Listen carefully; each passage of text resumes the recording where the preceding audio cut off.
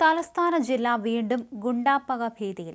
ഏത് സമയവും എന്തും സംഭവിക്കാം എന്ന സ്ഥിതിയിലാണ് കാര്യങ്ങൾ. വഞ്ചിയൂർ, പേട്ട, വലിയതുറ, ശംഖുമുഖം പോലീസ് സ്റ്റേഷനുകളിൽ ഭീതി സജീവമാണ്. ഓംപ്രകാശും എയർപോർട്ട് സാജനും പരസ്പരം വെല്ലുവിളി നടത്തിയ സാഹചര്യത്തിലാണ് ഇത്. ഈഞ്ചക്കല്ലിലെ ബാറിൽ 2 ഗുണ്ടാ നേതാക്കളും പരസ്പരം വെല്ലുവിളിച്ചു. സാജന്റെ മകൻ ഡാനിയും ഓംപ്രകാശും തമ്മിലെ പ്രശ്നമാണ് പാറ്റൂരിലെ വെട്ടുകേസിലേക്ക് കാര്യങ്ങൾ എത്തിച്ചത്. അതിനെ തുടർന്നുള്ള പ്രശ്നം ഇപ്പോഴും തീരുന്നില്ല. ഇഞ്ചക്കലിൽ സാജന്റെ മകൻ ഡാനി DJ പാർട്ടി നടത്തി. ഈ DJ പാർട്ടിയുമായി ബന്ധപ്പെട്ടാണ് ഓംപ്രകാശ് ചോദ്യങ്ങളുമായി എത്തിയത്. ഇത് അടിയിൽ കലാശിക്കുകയായിരുന്നു. ഓംപ്രകാശിനൊപ്പം നെയ്യാറ്റിൻകര സ്വദേശി നിതിനും ഒരു യുവതിയും DJ പാർട്ടിക്ക് എത്തി. ഡാനിയാണ് ഡാൻസ് പാർട്ടി നിയന്ത്രിച്ചത്. ഇതിനിടെ ഓംപ്രകാശ് ചീത്ത വിളിച്ചു. ഇതോടെ 2 സംഘമായി. ഇതറിഞ്ഞ് എയർപോർട്ട് സാജനും എത്തി. അങ്ങനെ അടി തുടങ്ങി. പോലീസ് എത്തിയപ്പോൾ എല്ലാവരും മുങ്ങി. CCTV പരിശോധനയിൽ അടിയുണ്ടായത് തെളിഞ്ഞു. ഓംപ്രകാശും സാജനും പരസ്പരം വെല്ലുവിളി നടത്തിയിട്ടുണ്ട്. ഇതെല്ലാം പോലീസിന് തലവേദനയാണ്.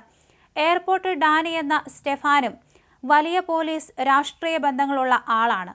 സ്റ്റെഫാന് DYFIയിൽ പദവികളുണ്ടെന്ന് ആരോപണം നേരത്തെ തന്നെയുള്ളതാണ്. കോവിഡ് കാലത്ത് ഡാനിയും സംഘവും ചേർന്ന് കോവിഡ് ഡ്യൂട്ടിയിലുള്ള പോലീസുകാരെ മർദ്ദിച്ച സംഭവം വിവാദമായിരുന്നു.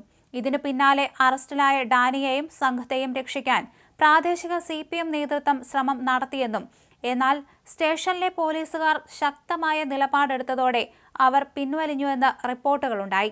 ഡാനിക്ക് വേണ്ടി പിന്നീട് ശ്രമം നടന്നത് പോലീസിന്റെ ഉന്നതങ്ങളിൽ നിന്നായിരുന്നു. എയർപോർട്ട് സാജൻ എന്ന ബിസിനസ്സുകാരന്റെ മകനാണ് ഡാനി എന്ന സ്റ്റെഫാൻ. എയർപോർട്ട് സാജനും തലസ്ഥാനത്തെ അറിയപ്പെടുന്ന ഗുണ്ടയാണ്. മുമ്പും നിരവധി കേസുകളിൽ പ്രതിയായ ഡാനിയുടെ ആക്രമണങ്ങളെല്ലാം സംഘം ചേർന്നാണ്. പിതാവിന്റെ ശക്തമായ പാർട്ടി ബന്ധങ്ങളാണ് പോലീസുകാരെ വരെ സംഘം ചേർന്ന് കയറി തല്ലാൻ ഇയാൾക്ക് ബലം നൽകുന്നത്. തീരദേശം കേന്ദ്രീകരിച്ച് സമാന്തര ഭരണം തന്നെയാണ് ഇവർ നടത്തുന്നത്. വിയോജിപ്പുള്ള പാർട്ടി നേതാക്കൾക്കും ഇയാളെ അനുസരിക്കാത്ത പ്രദേശത്ത് കഴിഞ്ഞുകൂടാൻ കഴിയാത്ത സ്ഥിതിയുണ്ട്. നഗരത്തിലാണ് ഓംപ്രകാശിന്റെ കരുത്ത്. ഓംപ്രകാശിനും CPM ബന്ധങ്ങളുണ്ട്. പോൾ ജോർജ് വധം ഉൾപ്പെടെ ഒട്ടേറെ കൊലക്കേസുകളിൽ പ്രതിയാണ് ഓംപ്രകാശ്. 1999 മുതൽ സംസ്ഥാനത്ത് കൊലപാതക ശ്രമം, തട്ടിക്കൊണ്ടുപോകൽ, വീടുകയറിയ ആക്രമണം, ലഹരി ഇടപാട് തുടങ്ങി 20ലേറെ കേസുകളിലും പ്രതിയാണ്. അടുത്തിടെയാണ് ജാമ്യത്തിലിറങ്ങിയത്.